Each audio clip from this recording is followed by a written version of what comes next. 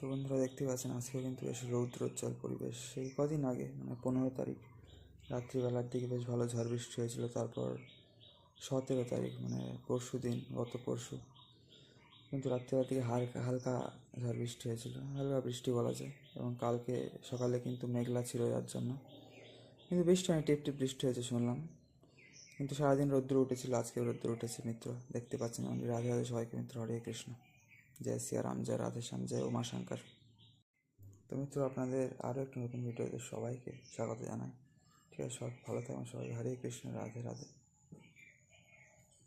জয় গৌ সীতানাথ প্রেমানন্দে, হরি হরি বল।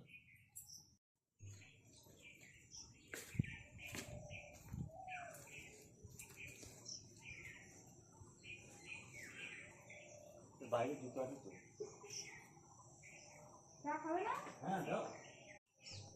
मित्र समेत तुलसी महारानी जय श्री तुलसी महारानी की जय, जय श्री धाम वृंदावन की जय हो।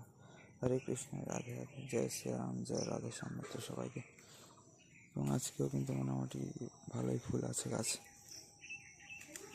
খুব একটা খারাপ ফুল নেই, কিন্তু এই তো জবা টগর সবই আছে আজকেও। এখন ফুল কম তোলা হচ্ছে একটু মিত্র, ঠিক আছে।